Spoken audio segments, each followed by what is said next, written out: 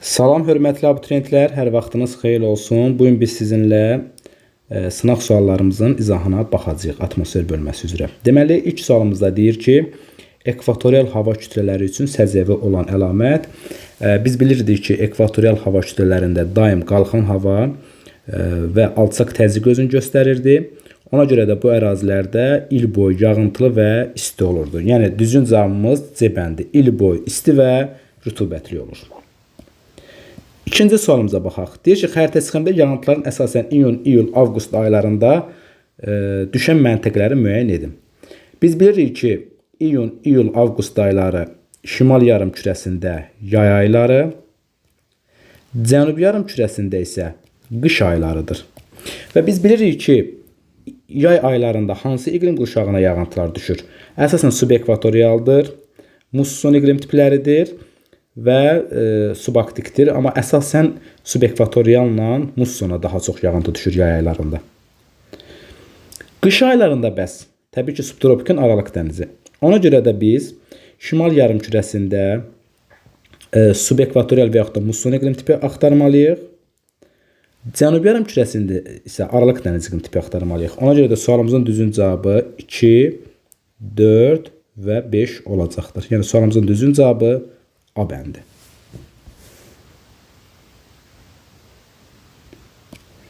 Növbəti sualımıza baxaq. Deyir ki, verilən iqlim diaqramı üçün səciyyəvi əlamətləri müəyyən edin. Aha, baxaq.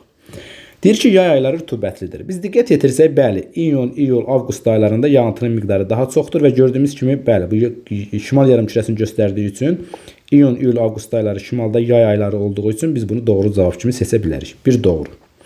İl boyu istidir. Bəli, havanın temperaturuna baxsaq, gördüyümüz kimi bu subekvatorial iqlim qurşağıdır və yağıntılar da əlbəttə ki, il boyu istidir. Üzr istəyirəm, havanın temperaturu, yəni yayda tropik, qışda isə ekvatorial hava kütlələri təsir göstərdiyi üçün, daha doğrusu yayda ekvatorial, qışda isə tropik hava kütlələri təsir göstərdiyi üçün yay ayları isti və yağıntılı, qış ayları isə isti və quru olur. Ona görə də yay isti, quraq, qışı isti rütubətli anlayışı təbii ki, yanlışdır. Əksinə olmalıydı. 4-ə baxırıq. Bu iqlim tipinin səciyyəvi olduğu ərazilərdə əkinçilikdə yay aylarında suvarma tətbiq edilir. Biz baxsaq görə bilərik ki, suvarmaya ehtiyac yoxdur. Söhbət yay aylarına gedir. Çünki yay aylarına diqqət yetirsək, yay aylarında yağıntının miqdarı çoxdur. Əgər yağıntının miqdarı çoxdursa, demək ki, suvarmaya ehtiyac yoxdur. Ona görə 4 də tamamilə yanlış cavabdır. Cənubi Asiya ola bilər, Cənub-Şərqi Asiya ola bilər, Cənubi Avropa. Cənubi Avropa regionu üçün səciyyəvidir fikri tamamilə yanlışdır. Çünki Cənubi Avropada biz bilirik ki, subtropikin Aralıq dənizi iqlim tipi yayılmışdır və orada da yağıntılar qış ayları düşür. Demək, bu da olmaz. 6-ya baxırıq, qışda əkinçilikdə suvarma tətbiq edilir. Bəli, bu tamamilə doğrudur. Çünki qış aylarına baxsaq, yanvar, fevral, mart, həmçinin dekabr ayları, yəni ilin soyuq dövründə yağıntıların miqdarı az olduğu üçün təbii ki, suvarmaya qışda ehtiyac vardır. Ona görə sualımızın düzgün cavabı 1, 2 və 6 olacaqdır. Növbəti sualımıza baxaq. Tropik hava kütlələrinin müvafiq olaraq il boyu yayda və qışda üstünlük təşkil etdiyi qurşaqları müəyyən edin bizə deyir. Biz bilirik ki, tropik hava kütlələri il boyu elə tropik iqlim qurşağında özünü göstərir.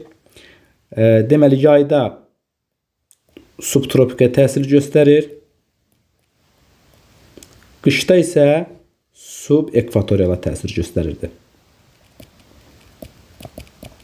Demək, sualımızın düzgün cavabı olacaq tropik, subtropik və subekvatorial. Demək, tropik, subtropik və subekvatorial. Növbəti sualımıza baxaq. 5-ci sual deyir ki, doğru olan cavabı müəyyən edin. Şimali Amerika materiki şimal yarımkürəsində olan bütün iqlim qurşaqlarında yerləşir. Xeyr, biz bilirik ki, Şimali Amerikada ekvatorial iqlim qurşağı mövcud deyil. Azərbaycan 9 iqlim qurşağında yox, 2 iqlim qurşağında yerləşir. Mülayim, yəni müəyyən bir hissəsi mülayimdə və əsas hissəsi subtropikdə. Ona görə bu fikir tamamilə yanlışdır. Subtropik iqlim qurşağının yayı isti, rütubətli, qışı soyuq və qurudur.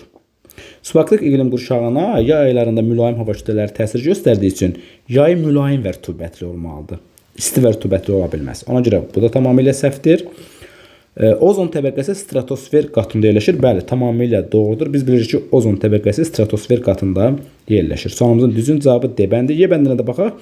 Deyir, mülayim dəniz iqlim tipində yay isti və quraq, qış isə mülayim və rütubətli keçir.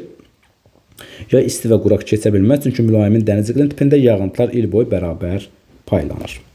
Növbəti 6-cı sualımıza baxaq. Demək, mülayim və subtropik iqlim qurşağına aid olan fərqli və oxşar cəhətləri bizdən istəyir. Deyir, özünə məxsus hava kütləsi var. Biz bilirik ki, əsas iqlim qurşaqlarının özünə məxsus hava kütlələri var. Amma keçid iqlim qurşaqlarının özünə məxsus hava kütlələri yoxdur. Ona görə 1-ə A özünə məxsus hava kütlələri olan mülayim olacaq. Qonşu qurşaqların hava kütlələrinin təsirinə məruz qalır. Təbii ki, bu subtropikdir, çünki keçid iqlim olduğu üçün qonşu hava kütlələrinin təsirinə məruz qalacaqdır. Yayı mülayim isti, qışı yumşaq keçən dəniz tipi var.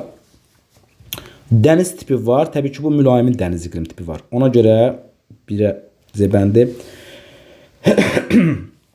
Daxilində bir neçə iqlim tipi formalaşır. Təbii ki, bu hər ikisinə aiddir. Yəni, müəyyən bildiyimiz kimi iqlim tipləri var. Məsələn, mülayimdə dəniz iqlim tipi, musson, kontinental, kəskin kontinental.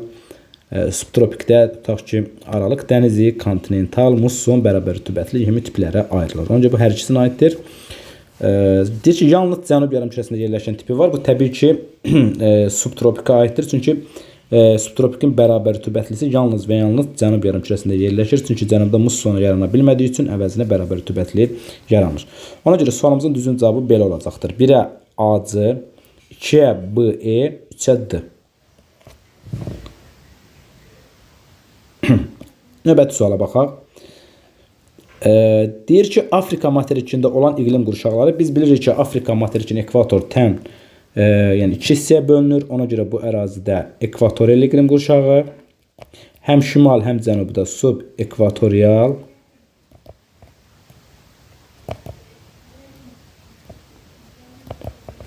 sonra biraz da şimala getsək tropik,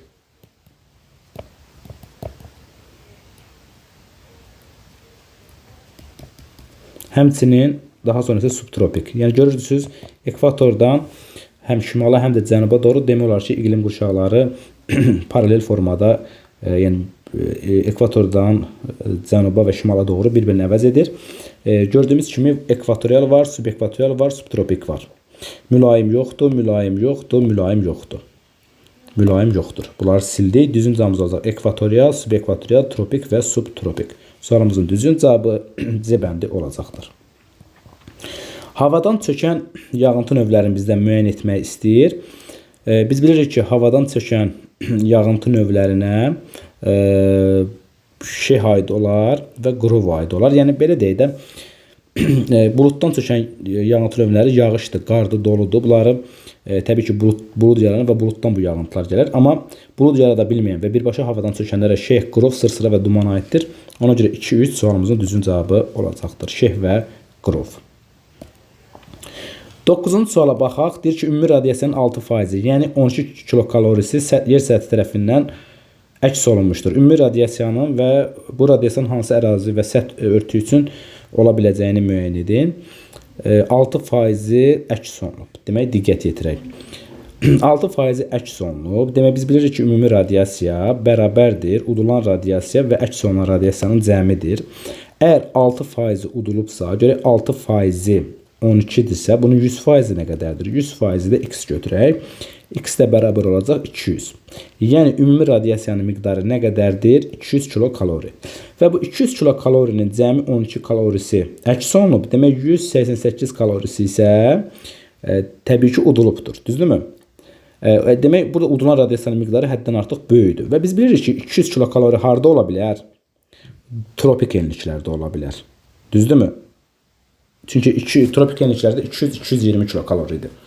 Bəs tropikin dəniz tipindəmi, yoxsa okean tipindəmi? Əlbəttə ki, bu dəniz tipi ola bilər. Çünki görürsünüz, burada udulan radiasiyanın miqdarı böyükdür. Çünki biz bilirik ki, su udur, radiasiyanı daha çox udur. Ona görə sualımızın düzgün cavabı olacaq. Y bəndi 200 kilokalori, tropik enliklərin okean səthi. 10-cu suala baxaq. Kondensasiya nəticəsində yaranan yağıntı növləri müəyyən edin. Biz bilirik ki, kondensasiya nəticəsində yaranan yağıntı növləri əsasən maye formasında olan, yəni bərk halda olmayan yağıntı növləridir. Ona görə B bəndində sırsıra və qrov getdi, C bəndində qar getdi, D bəndində dolu getdi, Y bəndində qrov getdi. Sualımızın düzgün cavabı olacaq şeh və yağış. 14-cü suala baxaq. Mümkün buxarlanmanın daha çox olduğu ərazilər, təbii ki, biz daha isti ərazilər seçməliyik. Yəni ekvatorial enliklərə, tropik enliklərə yaxın olan ərazilər.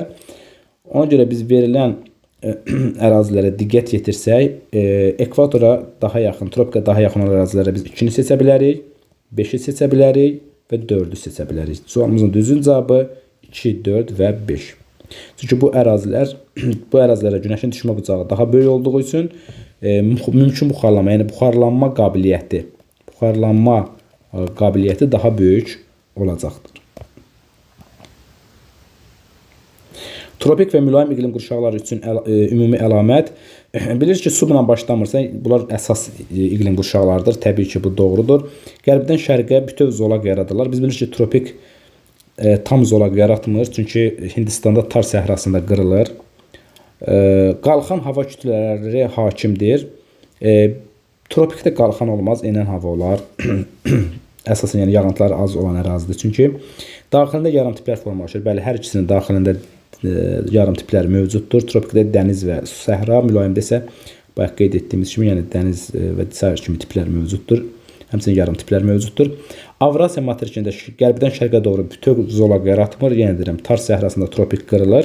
Şimali və Cənubi Amerika materiklərini əhatə edir. Bəli, Şimali və Cənubi Amerika materikində həm mülayim iqlim, həm də tropik iqlim mövcuddur. Ona görə sualımızın düzgün cavabı 1, 4 və 6 olacaqdır.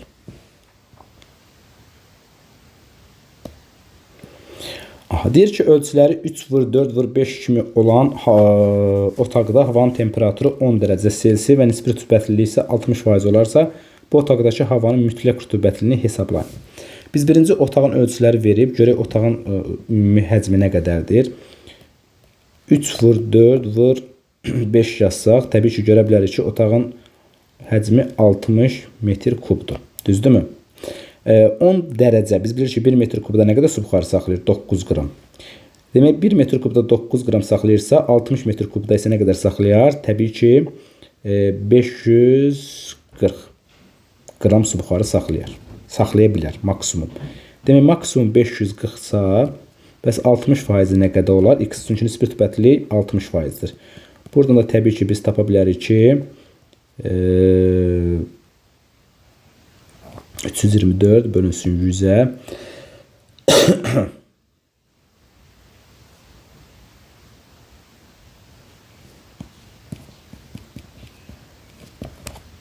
Evet, sualımızın düzgün cavabı olacaq 324 qram. Sonra bizə deyir ki, mülayim iqlim qurşağında yerləşən adaları müəyyən edin. Təbii ki, biz bura diqqət yetirsək, görə bilərik ki, mülayim iqlimdə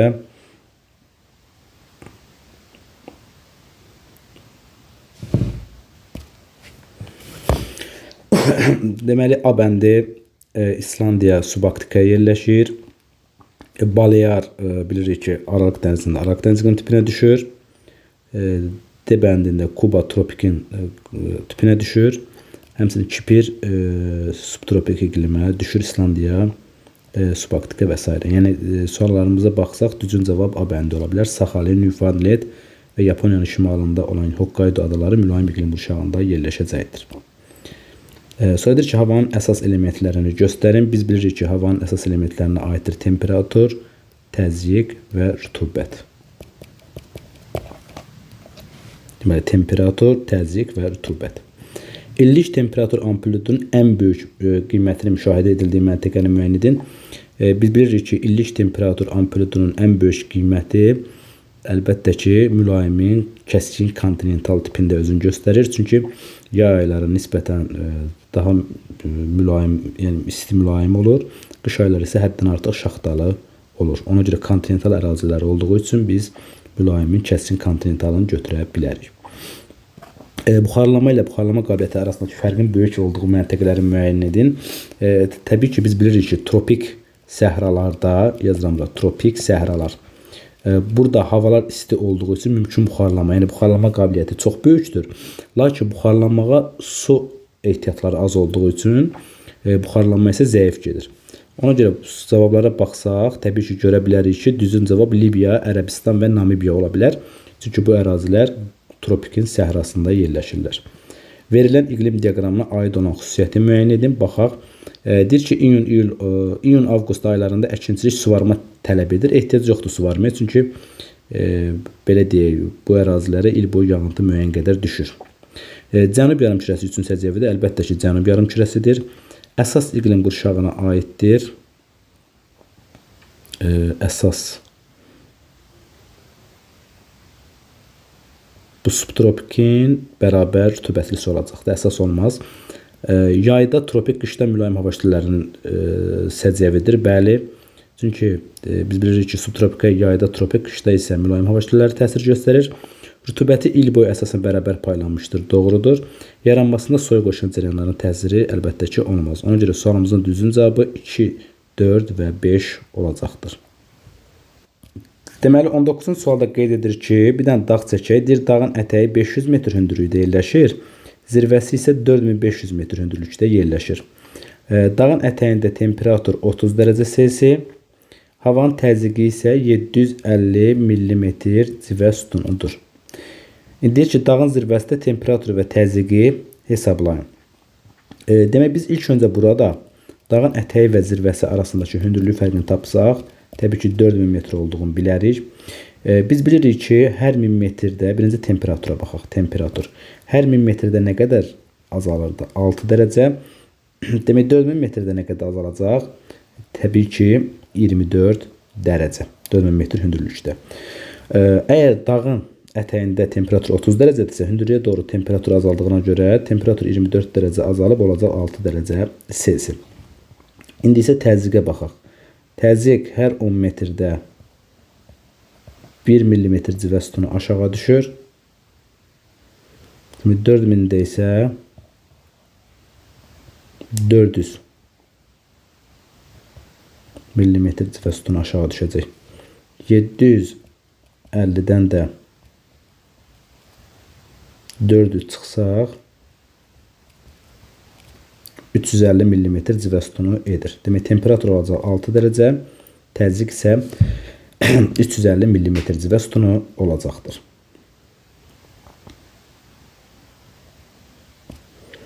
Növbəti suala baxaq. Deyir ki, A məntəqəsi dəniz səviyyəsində yerləşdiyini, demək, dəniz səviyyəsində 0 metrdə yerləşir və kəsmə yüksəkliyi isə 1400 metr olduğunu nəzərə alaraq deməli, A və B məntəqələri arasındakı temperatur fərqini hesablayın. Biz görürük ki, A və B arasında 3 boşluq var. Deməli, kəsmə yüksəkliyin bu boşluqların sayına vursaq 4200 metr eləyir. Yəni, A və B arasında 4200 metr hündürlük fərqi mövcuddur. İndi gəlin baxaq. Demək, biz bilirik ki, hər 1000 metrdə havanın temperaturu 6 dərəcə dəyişirsə, demək, görək 4200 metrdə nə qədər dəyişəcək. Deməli, buradan da min x bərabərdir 0, 0, 2, 1 yadda x bərabərdir 25,2 dərəcə Selsi. Demək, sualımızın düzgün cavabı B bəndi 25,2 dərəcə Selsi.